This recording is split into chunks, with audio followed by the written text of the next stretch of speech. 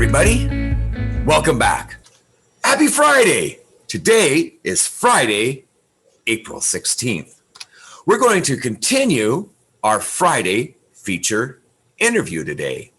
Today, Madisyn is interviewing Mr. Matt Towle. Matt owns Bryan & Son Fine Jewelers, located in Aberdeen, Washington. You can see a couple of examples of Matt's fine jewelry making skills. He's a master jeweler. Matt, ironically, was a former student of Acosta Elementary School. As a matter of fact, I think it was in 5th grade, he was part of our student council. I had the opportunity to coach Matt's brothers in high school. I listened to Matt play football for Aberdeen High School as Ian Cope announced Aberdeen Bobcat footballs on Friday evenings on the radio.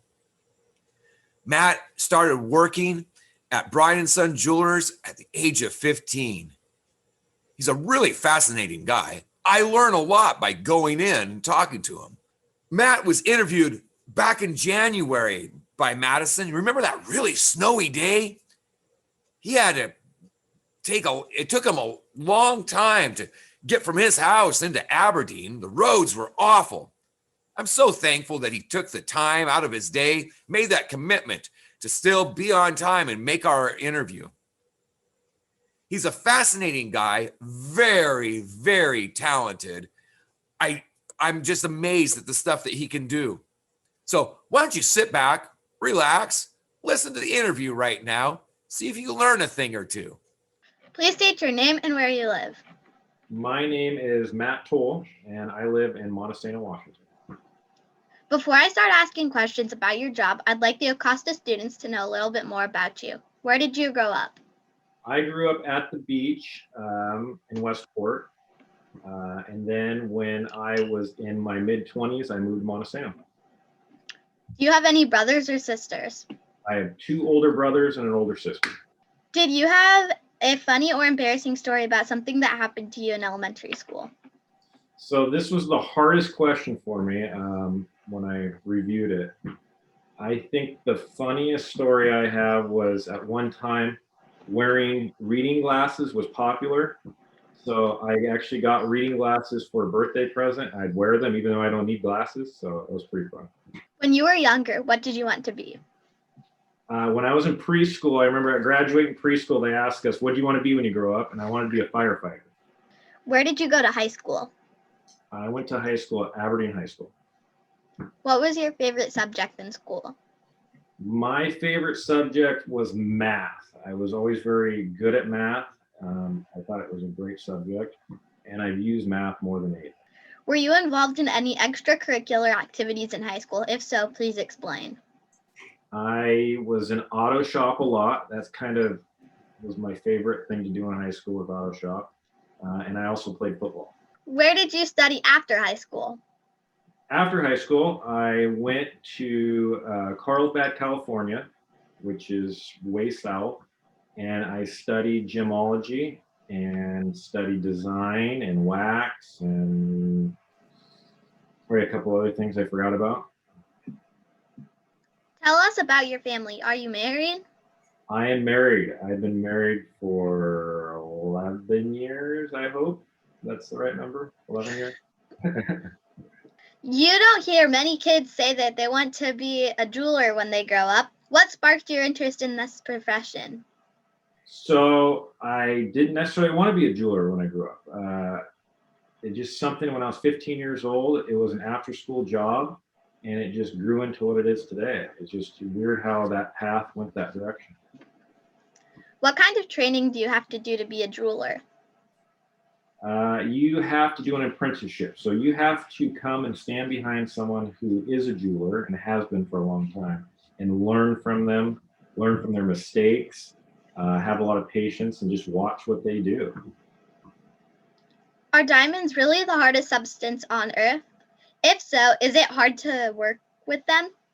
They are very hard, but yes, they do break. I've broken a lot of them. It gets very expensive when you break them, but they are a very hard substance, but they do break. What do you specialize in? Design, appraisals, restoration, etc.? I think that we specialize in here is quality repairs. We do a lot of repairs here, and it's done in-house. We do a lot of custom pieces from start to finish.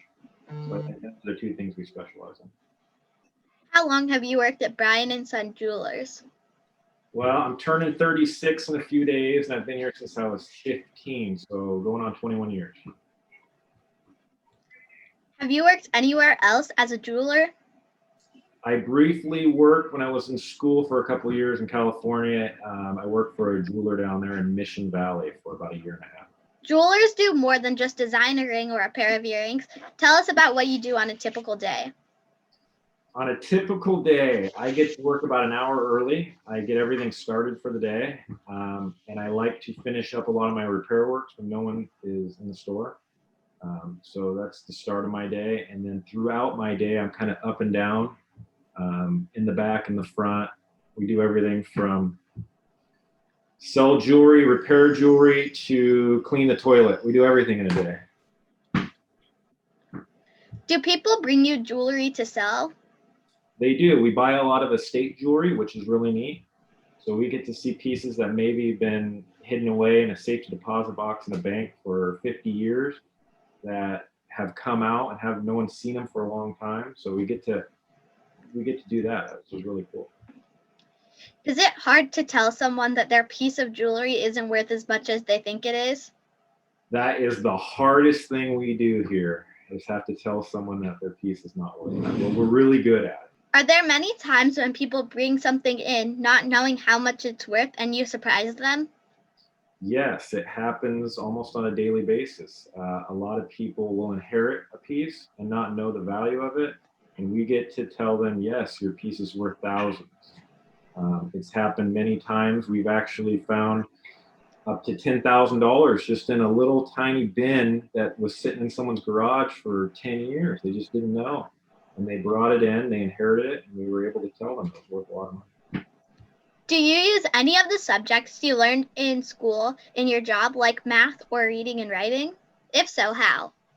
We use math every second of the day. Math. When I get a new employee, that's the main thing that we strive to teach them, is how to do good math quickly in your head. Check it twice. Math is a huge thing that we use. Tell me about the importance of customer service. That is very important in retail. Customer service is very important. You have to make a customer feel comfortable. They're leaving a family heirloom with you to be fixed, and so you have to let them know that everything will be okay. So customer service is very important. I understand that your wife also works at the store. Is it hard to work with a family member? Next question. It's very difficult to work with your family member. Very, very difficult. But we get by, and it's good because it teaches us to leave work at work and home at home. So if we have an issue at work, we try not to bring it home with us, and that works out well. The craft of jewelry is an old profession and is considered an art. Do you consider yourself an artist? I do. I think I'm an artist when I have time. Hey there, buddy. When I have time to sit down and make a custom piece, I think that really makes me feel like an artist. It's hard these days to have time to do that, but yes, I love sitting down and doing that. What kind of personal characteristics do you think good jewelers share? We all have patience. You have to have a lot of patience. We all are very stressful people. And that just goes from, like I say, working with someone's piece. You have to really concentrate, and you try not to mess up someone's family piece. Have you ever had customers ask you to make jewelry for their pets? We just had last week, I think we made a necklace, I think it was 2 weeks ago, with letters on it for a dog.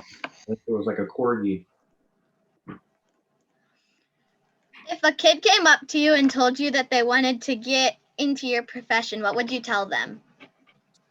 I would tell them that they need to find someone like our store, a business like our store, and just ask if they could come in a couple days a week and watch what we do, follow us around. Okay, now here are some silly questions. Does pineapple belong on pizza? Yes. Kicking a game-winning field goal or a successful hunt? Hunt.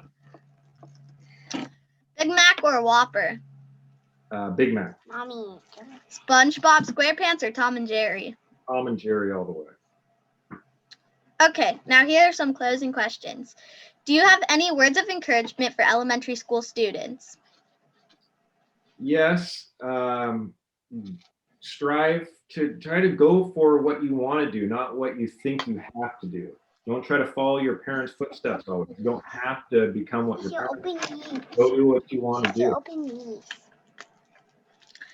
Is there anything else you would like to share? That's it. I think your little brother wants to share something. Yeah, he just stole my clarinet. That's dangerous. Thank you for the interview. I appreciate it. Thank you for your time. Thanks for your time today, Matt. All right. Thanks for watching. I enjoyed the interview and the dialogue between the two of them. Hope you have a great weekend. Hey, a reminder, if you want to join our team, our emails are down below. Remember, you can also send us stuff about shout outs, pledge videos, maybe get grandma and grandpa to send us one from West Virginia or something like that. I thought about asking my friends from East Virginia, but they haven't got back to me yet. I wonder why. Anyways, like I said, have a great weekend. And remember, everybody, be a good kid. Do the right thing. Bye.